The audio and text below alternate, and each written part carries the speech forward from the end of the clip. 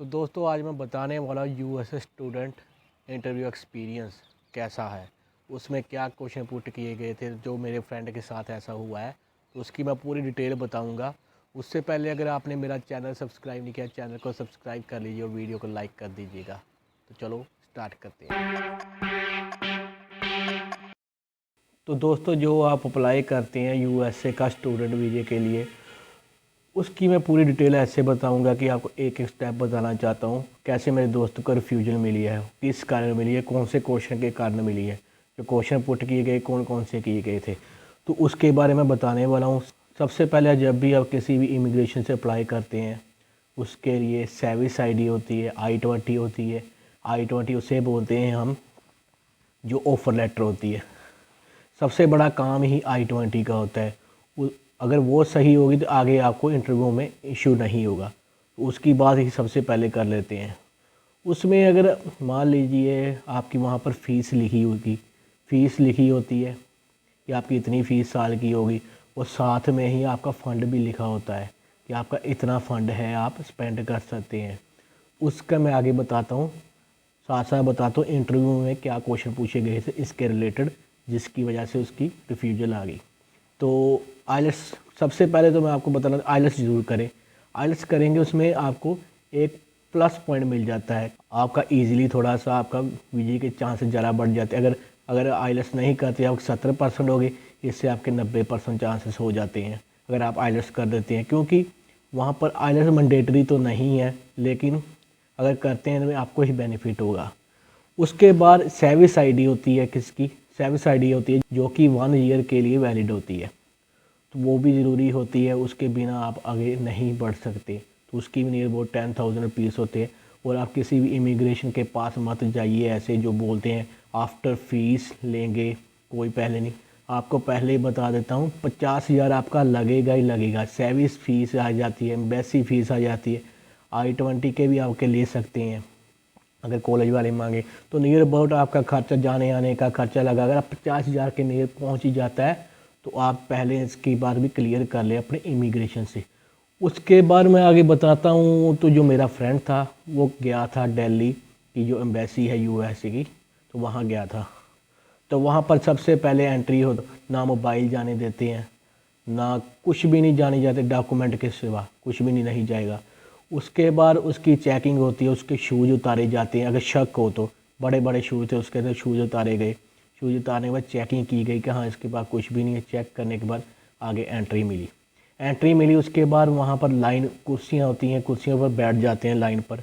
और वहाँ पर एक एक लाइन पहले तोड़ देते हैं, उसमें एक टोकन देते हैं, उसमें लिखा होता है नंबर की, ये लाइन तुरेगी 1 नंबर या 2 नंबर, लाइन के हिसाब से एक तुरती है फिर दूसरी जाती है ऐसे। फिर उसकी बारी आई। सबसे पहले जब एंटर किया उससे सर्विस आईडी मांगी गई, सर्विस आईडी ज़रूरी है। उसके बाद उसका फिंगरप्रिंट हुआ। काउंटर पे काउंटर होता है, जैसे बैंक का नहीं होता, बैंक का काउंटर का शीशा लगा होता है, वो बस थोड़ा सा पैसे पकड़ने के लिए होता है, वैसा था। तो वैसा होता है। तो वहाँ पर गया, वहाँ पर जाके सर्विस आईडी भी दे दी, फिंगरप्रिंट हुए। फिंगरप्रिंट डन होने के बाद आगे आता है इंटरव्यू का सेक्शन। तो इंटरव्यू में भी काफ़ी लाइन लगी होती हैं, बच्चों की लाइन लगी होती हैं, बूढ़ों की लाइन लगी होती है। वहाँ अगर टूरिस्ट वीज़ा तो अपनी लैंग्वेज सेलेक्ट कर सकते हैं, जैसे पंजाबी, हिंदी, जिसमें भी आप इंटरव्यू देना चाहते हैं। अगर आप स्टूडेंट है तो आपको इंग्लिश में ही इंटरव्यू देनी पड़ेगी। तो उसके बाद वहाँ पर लाइन लगी होती है, वहाँ पर काउंटर होते हैं 1 2 3 4 5 6। मोस्टली आपको फ़ॉरेन ही मिलेंगे, एक आधा ही होगा जो इंडियन होगा।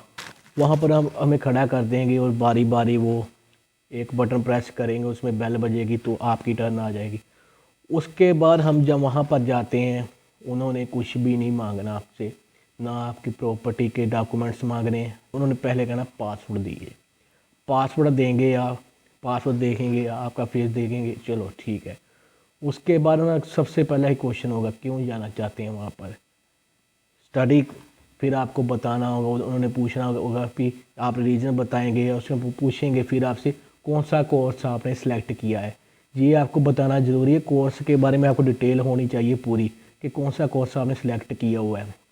अगर वो बता देते हैं ठीक है, अगर नहीं बता देते तो उसी में आपको घुमा देंगे, वो आगे नहीं, आगे आपको बढ़ने नहीं देंगे क्वेश्चन के आगे।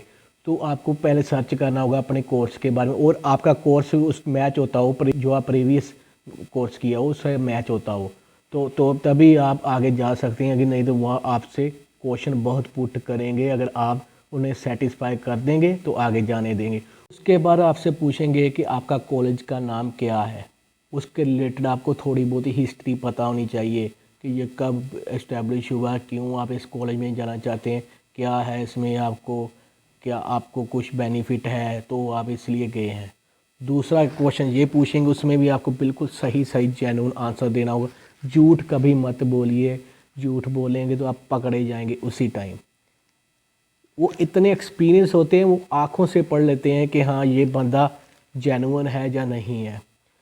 लेकिन इंग्लिश भी आपकी सही होनी चाहिए, कम से कम 70% आपकी इंग्लिश होनी चाहिए, आप उनको समझ सकें, आप बोल सकें।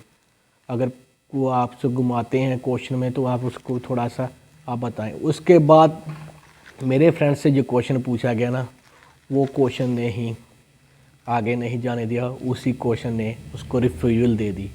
तो रिफ्यूजल का कारण ये था, और उस जैसे कि मैंने बताया I-20 का ही इशू आ गया था।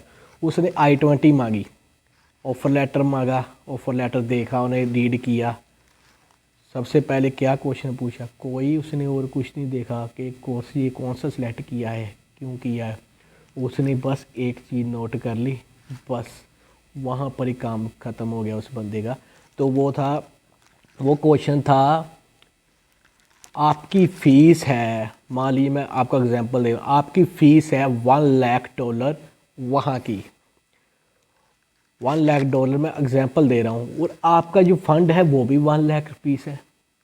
तो क्वेश्चन बना ये, अगर आप स्टडी करने जा रहे हैं, 1,00,000 रुपया तो आपका फ़ंड है, तो 1,00,000 रुपया ही आपने पेमेंट करनी, तो आप कैसे रहेंगे, कहाँ पर रहेंगे, कैसे खाएंगे, घर तो आपके पैसे नहीं है, फंड नहीं है, इसी पर आप घुमा देंगे।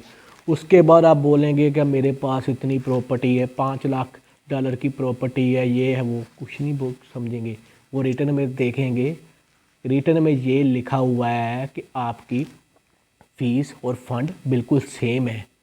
और उसके बाद आप इमिग्रेशन वालों से पूछेंगे, इमिग्रेशन वालों ने आपसे बिल्कुल गलत गाइड करेंगे। वो कहेंगे कि ये कॉलेज की तरफ से ऐसे ही I-20 आती है कि वहाँ पर ये फ़ीस और ये ऐसा होता है, पहले ही बहुत सारे मैंने अप्लाई किए हुए हैं। तो उनकी बात पर मत यकीन करना, क्योंकि वही सेम इशू उस बंदे के साथ है, रिफ्यूजल आ गई थी। तो मैं दोस्तों इसलिए आपको यही जानकारी बता रहा हूँ कि आप इसका ध्यान रखिएगा USA के लिए अप्लाई कर रहे हैं, क्योंकि मेरे फ्रेंड के साथ ऐसा हुआ है। तो मैं आपको बताना चाहता हूँ कि आप ध्यान रखेंगे, अगर आप जिसके थ्रू भी आप अप्लाई करते हैं कि वो जेन्युइन बंदा हो, उससे पहले ही क्लियर कर लें कि मेरा जो फ़ंड होगा सेम ना हो। अगर सेम है तो मेरा अप्लाई मत करिए, मुझे सेम में अप्लाई नहीं करना, क्योंकि ये क्वेश्चन बहुत डिफ़िकल्ट है। इसमें आप आंसर क्या देंगे, वो प्रॉपर्टी में भी चले जाएंगे, लेकिन आ जाती है फिर बात रिटर्न पर अगर सेम लिखा है, वहाँ पर क्यों नहीं बढ़ाकर लिखा। वहाँ पर आपके अगर 1,00,000 आपकी फ़ीस है तो 2,00,000 क्यों नहीं फ़ंड लिखा, 3,00,000 फ़ंड क्यों नहीं लिखा, वहाँ पर 1,00,000 फ़ंड ही क्यों लिखा। तो ये सबसे बड़ी प्रॉब्लम आती है दोस्तों। उसके बाद उसको वहाँ से ही उसने बहुत बोला, लेकिन उसने जो काउंटर था ना, उसके कवर था, कवर को नीचे कर दिया, कोई बात नहीं सुनी। स्पीकर लगा होता है, स्पीकर में बोलना होता है, वो भी उस जैसे बाइक से बोलती है, इधर से ये भी बोलेगा, तो ऐसा था। उसके बाद उसने रिफ्यूजल लेटर दे दिया, एक पेपर होता है उसमें ये दे दिया कि ये लीजिए, ये आपका ये है, कुछ ही नहीं। उसके बाद आगे सिक्योरिटी की तरफ देखेंगे, उन्होंने कहा चलो ये रास्ता जाता है, आप इंडिया में ही सही हैं। तो दोस्तों यही मैंने आपको बताना था। अगर वीडियो अच्छी लगी है तो लाइक कर दीजिएगा, चैनल को सब्सक्राइब कर दीजिएगा।